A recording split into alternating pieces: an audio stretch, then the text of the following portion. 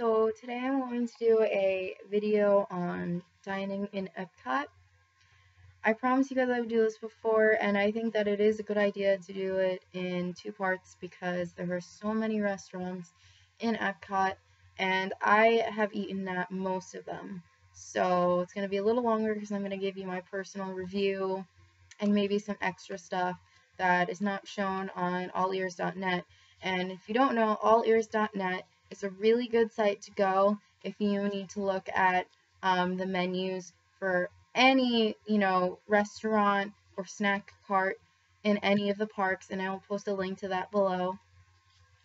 So let's get started. So if you've never been to Epcot, there are basically two main sections.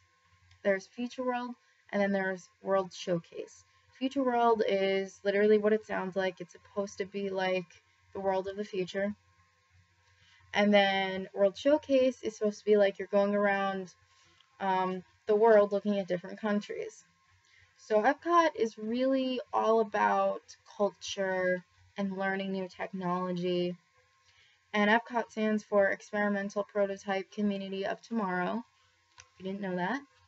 So let's get started. So first I'm going to start with the Electric Umbrella. This is a counter service restaurant.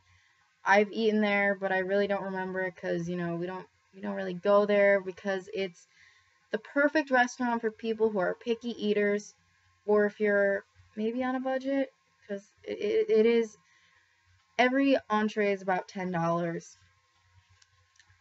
You'll probably find something a little cheaper in World Showcase, but if you're a picky eater, they have cheeseburgers. I saw they had like a macaroni and cheeseburger, and they have mac and cheese, chicken nuggets, Caesar salad, and a veggie flatbread. So they have a lot of different things. This is the perfect place for picky eaters and people who just like basic stuff, the typical burgers and fries stuff. This place is good for you. So moving on next, and that was in the Electric Umbrella is located in Future World East. And when you go to Epcot, I promise you it's not that confusing. They have signs everywhere. And all you need is just a park map. So moving on to Future World West, the Coral Reef Restaurant. This is a sit-down restaurant. It's table service.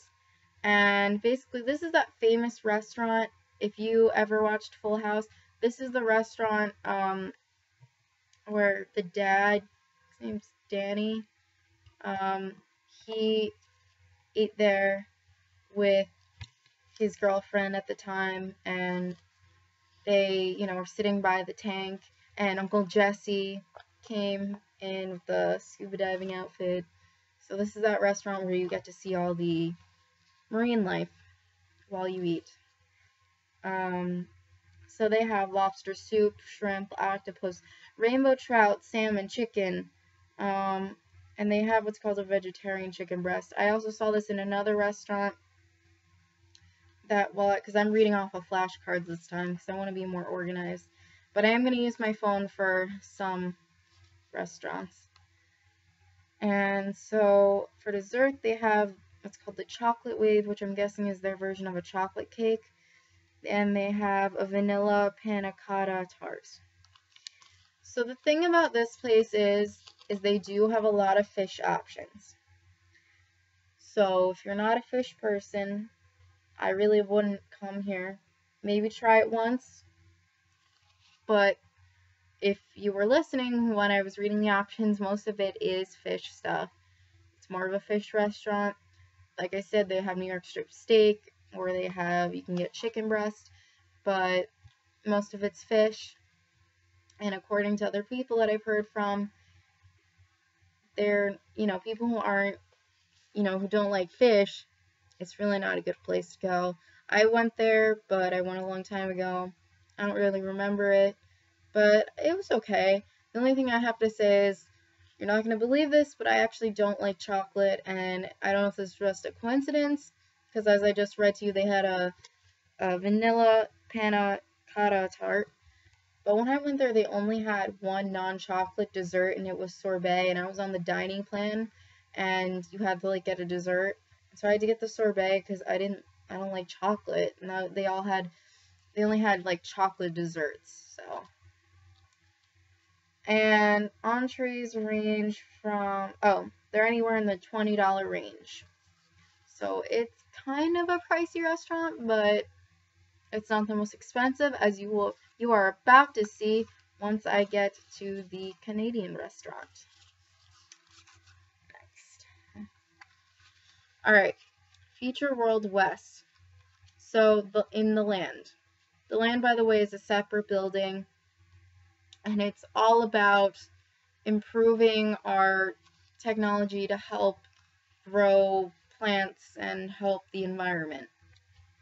So that's also where they have the attraction Soarin', and I'm going to do another video another day on all the rides, what rides you need fast passes for, and that is one of them.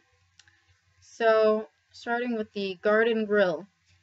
This is one of the few restaurants I have not been to, because if you heard me in the last video, I said how my parents don't like character meals and they don't like to eat family style. This has both. This is a character meal and it's also family style. So basically what's cool about it, and this is probably why it's priced so highly, but it's basically you're on a rotating platform. Don't worry, it's not super fast. It literally goes at like this speed.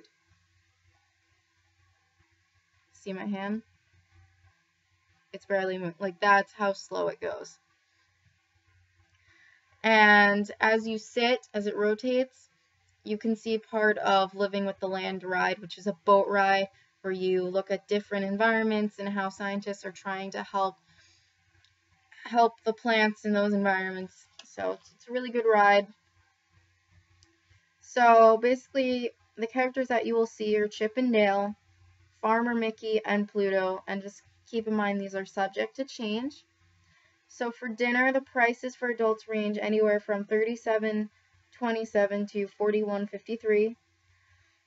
For children, it can range anywhere from $18.10 to $20.23. And that is because sometimes you may come during an off time of the year where there's not that many crowds. Like if you're coming in October, like early October, then it's probably a lot cheaper than if you were to eat during Christmas time.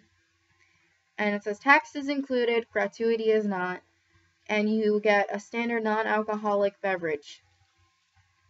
So I'm just going to read to you the menu.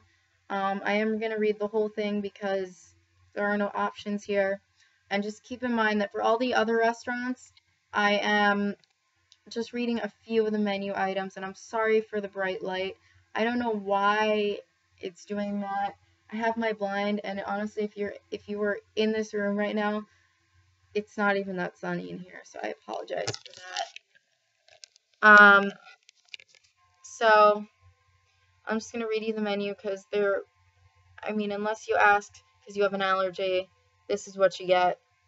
So you guys start off with a basket of warm bread with maple butter. You get a harvest-inspired farmer's salad. And you get char-grilled filet of beef with red wine butter, a roasted all-natural turkey breast with lemon caper sauce, and then you get the sustainable fish of the day with roasted tomato and pepper compote. And you get garden fresh vegetables and buttermilk smashed potatoes. And for dessert, you get a fresh baked harvest fruit cobbler with vanilla bean whipped cream and an artisan bread pudding. And I can tell you guys, I saw a video of people eating here. The fruit cobbler looked amazing. I was so jealous. I want to try that. And they do offer, a separate platter for the kids. The kids get oven roasted chicken drumstick, baked macaroni and cheese, broccoli, crispy sweet potato sticks, and for dessert they get Life's a Bug cake. So I'm guessing that may have a gummy worm or something in it. I really don't know. So yeah, there's that. Where's my flashcard? Alright. So now I'm going to talk about Sunshine Seasons, which is also in the land. And this, by the way, is my favorite restaurant in all of Epcot. And this is the counter service in the land. And if you ever go in there, it's like a big atrium. You have to go down a level to get to Soarin' and Living with the Land and Sunshine Seasons, whereas Garden Grill's at the top level, and so is this film with like the Lion King and all that. So Sunshine Seasons has so many options. Like, this is the complete opposite of the Electric Umbrella. They have so many fresh, healthy options, so many different things that you can't find anywhere else in Walt Disney World. And they serve breakfast, lunch, and dinner. So, breakfast begins at park opening until 11 a.m. So, I'm pretty sure they use the food from the garden, because as you see when you're going on the Living with the Land tour, you'll see the garden, and that's the food that they use for a lot of the Epcot restaurants.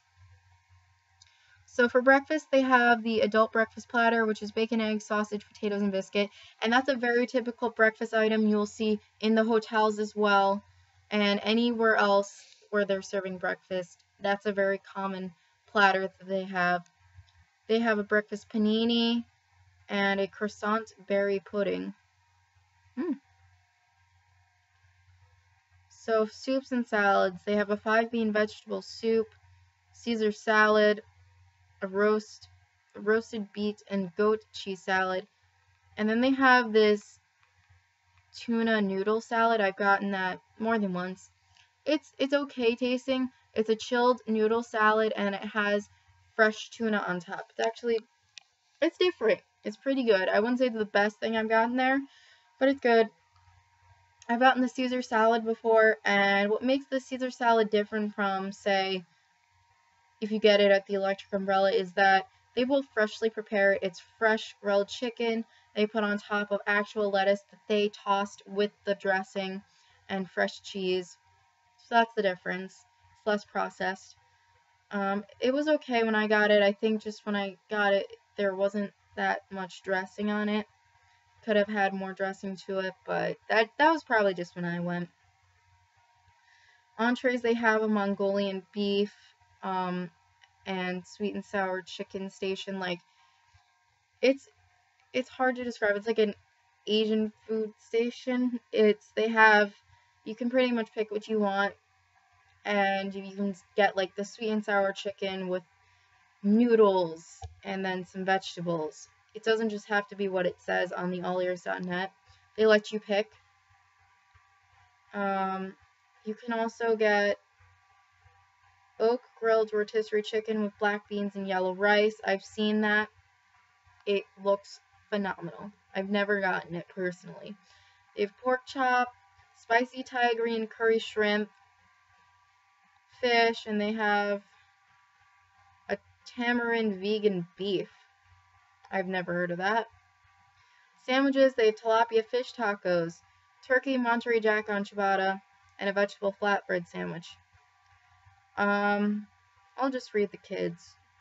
Some of them. They have Mongolian beef, Caesar salad, macaroni and cheese. And then there's more for you to read. Now, dessert, here's the big deal. So if you're not on the dining plan, this is the place, even if you're going for lunch, because I know who wants to eat dessert with their lunch, but on the Disney dining plan, you get a dessert with your lunch. And so if you don't have the dining plan, I would recommend you get something from their bakery. Their bakery is amazing. It is so good. I have to tell you, the best pastries and whatever you call it, cupcakes, everything comes from this bakery. So make sure if you go to the Sunshine Seasons,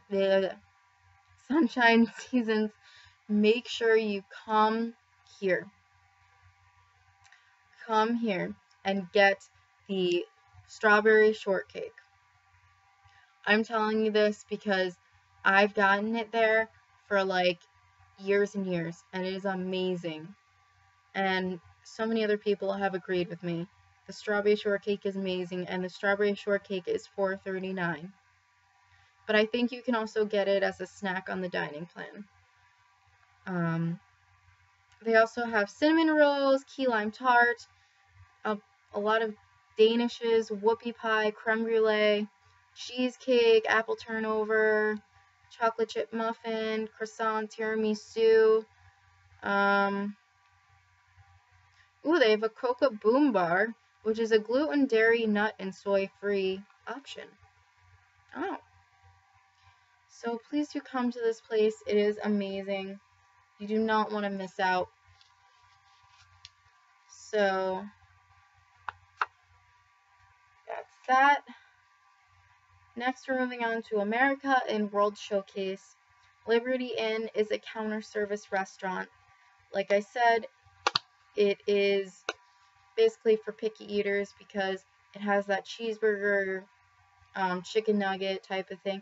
And recently, last summer when we went, we noticed a change in the menu. They now offer New York strip steak.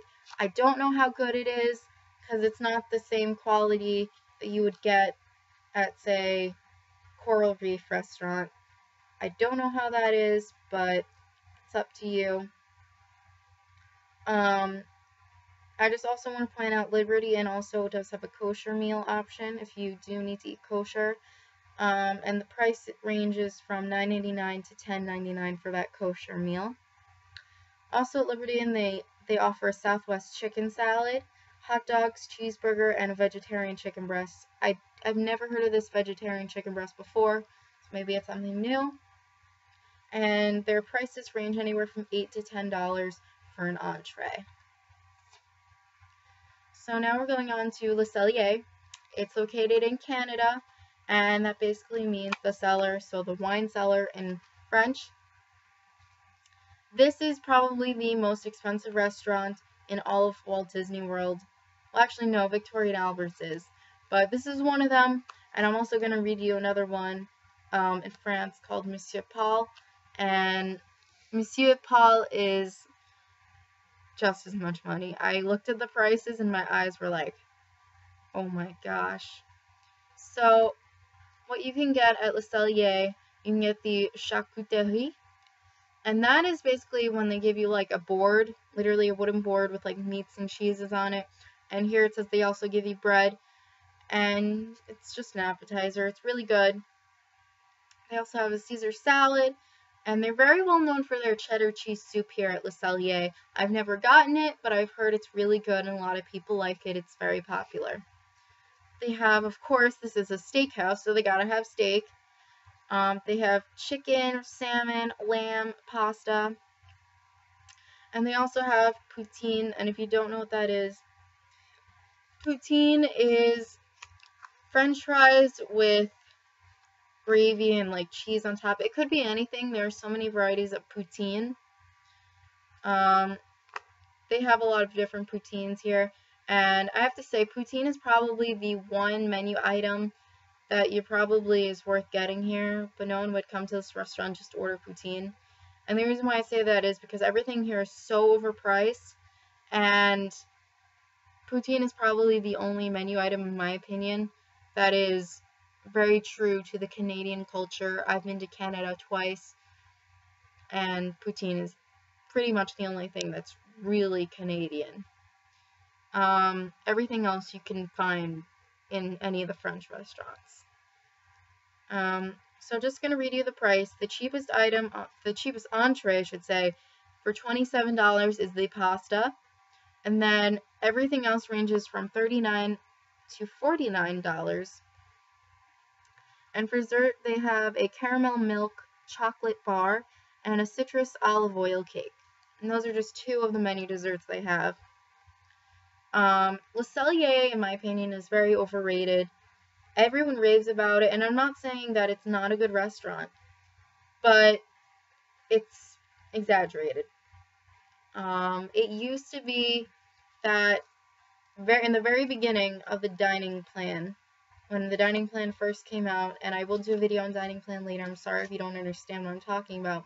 Basically, when you have the dining plan, you get dining credits, and now they have this whole complicated system where there's all different dining plans, and you get a certain amount of credits.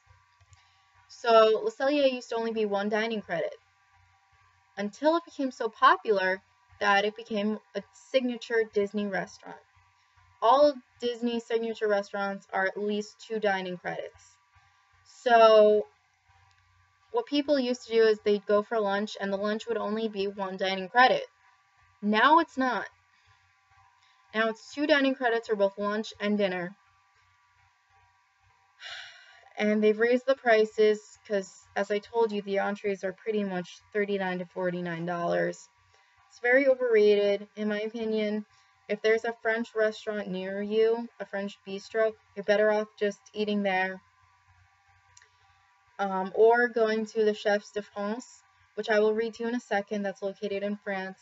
The only thing you're going to be missing out on is that poutine. If you really want that poutine, go there, but everything else is French cuisine that you can find at a local French bistro or at the French restaurant in Disney World. You don't need to hurt yourself over trying to get into Le Cellier. Unless, of course, you can afford it, then that's fine. But it's not worth 2 dining credits. Plus, it's hard to get reservations into there, so. Alright, moving on to the next restaurant.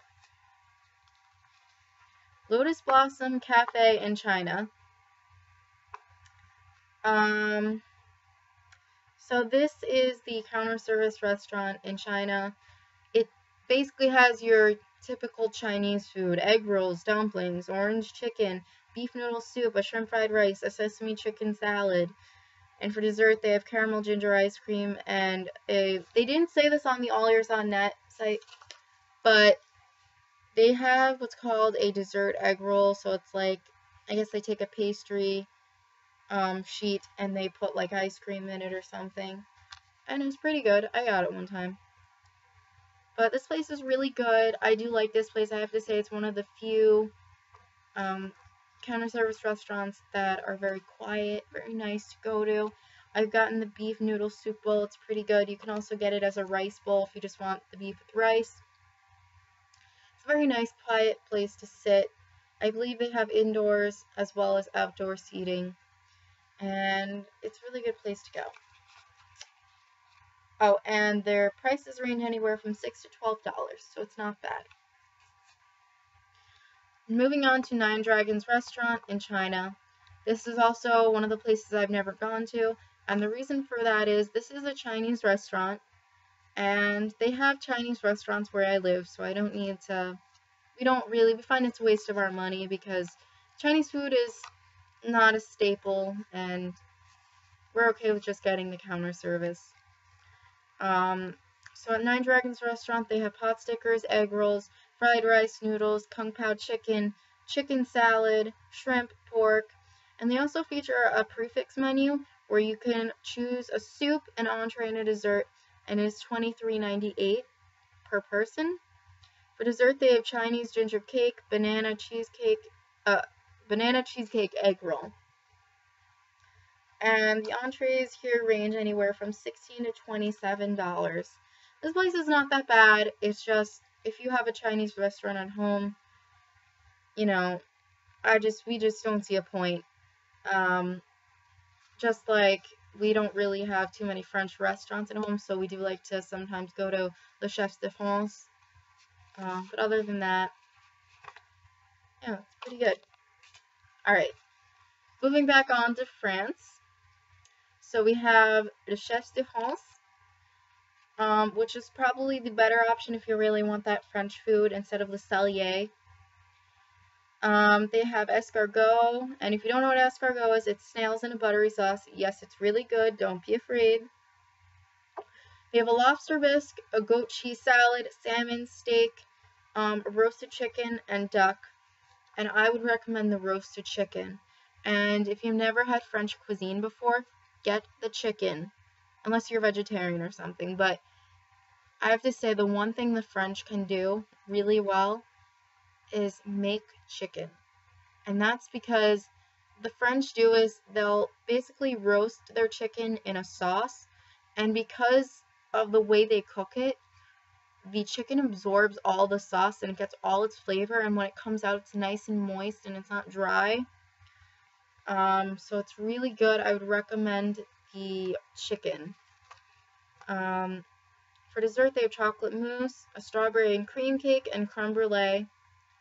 They also feature a prefix menu. It's 3 courses and it's $39.99.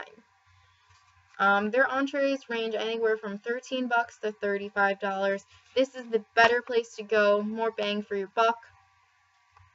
I remember when I went there as a kid, I wanted this dessert, and so I ordered something else by accident because I didn't know what it was.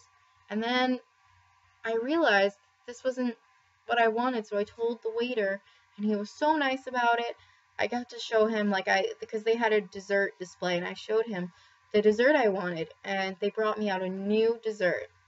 So, kudos to them. Very nice staff there. I'd recommend Le Chefs de France. Moving on to Monsieur Paul. This is kind of a new restaurant. I forgot what used to be there, but this is actually a little more expensive than the Cellier.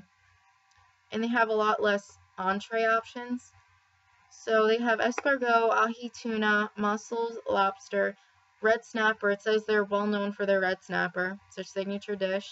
They have chicken, duck, and for dessert they have a chocolate almond cake sorbet. You really have to look on all ears for this one because the desserts were so complicated. Like, they had like their own paragraph on the site just listing what's in it. So you would have to look on that on your own. They do have a prefix menu, but it was very complicated the way it was explained. It was like if you have the premium dining menu, then it's only this price, and I didn't want to confuse you guys. So do make sure you check that out on your own on allears.net. And their entrees range anywhere from $39 to $44. My recommendation is just go to Le Chefs de France. You're getting the same stuff. So there's that. Last but not least, because I want to keep this video 30 minutes, we have Boulangerie Pâtisserie Les Halles. And that is the counter service for France. I've never been in here, and I really don't remember ever seeing this. I don't know if it's new, because I did a total refurb in France because I added in this ice cream shop. But they have a niçoise salad, pumpkin soup, they have a lot of sandwiches, they have the classic croque monsieur. The croque monsieur is a ham and cheese sandwich, and they also feature this at the lunch at Be Our Guest, and I forgot to tell you that, guys, in the other video. But you'll see croque monsieur pop up a lot in a lot of French cuisine, and it's just a ham and cheese sandwich. They also have a spinach and goat cheese quiche, a brie and apple sandwich, BLT, and for dessert they have chocolate tart and creme brulee and an eclair. So they have a lot of options for you guys to check out. Make sure you do that. And this place, get ready for it, the prices are $4 to $9.